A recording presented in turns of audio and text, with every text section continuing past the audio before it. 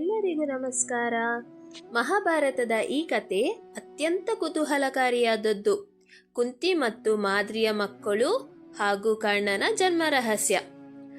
ಪಾಂಡು ಮಹಾರಾಜನಿಗೆ ಶಾಪವಿದ್ದ ಕಾರಣ ಆತನು ದೈಹಿಕವಾಗಿ ಮಕ್ಕಳನ್ನು ಪಡೆಯಲು ಸಾಧ್ಯವಿರಲಿಲ್ಲ.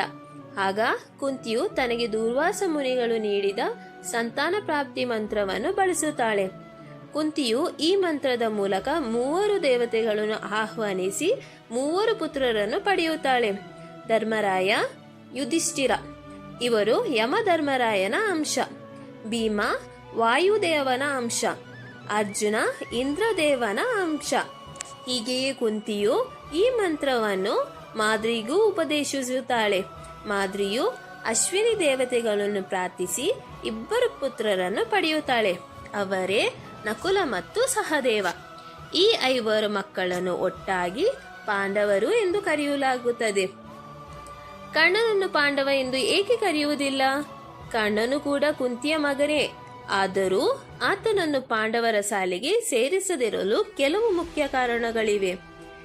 ಕುಂತಿಗೆ ಮಂತ್ರ ಲಭಿಸಿದಾಗ ಅದರ ಶಕ್ತಿಯನ್ನು ಪರೀಕ್ಷಿಸಲು ಅವಳು ಮದುವೆಗೆ ಮುಂಚೆಯೇ ಸೂರ್ಯದೇವನನ್ನು ಪ್ರಾರ್ಥಿಸುತ್ತಾಳೆ. ಅದರ ಫಲವಾಗಿ ಕರ್ಣನು ಜನಿಸುತ್ತಾನೆ.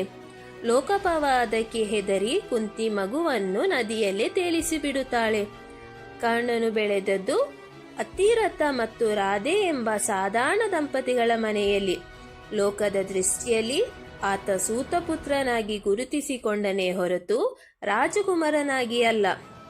ಪಾಂಡವರ ಎಂಬ ಹೆಸರು ಬಂದಿದ್ದೇ ಪಾಂಡು ಮಹಾರಾಜನ ಪುತ್ರರಾದ ಕಾರಣ. ಕರ್ಣನು ಪಾಂಡು ಮತ್ತು ಕುಂತಿಯ ವಿವಾಹಕ್ಕೆ ಮೊದಲೇ ಜನಿಸಿದವನು.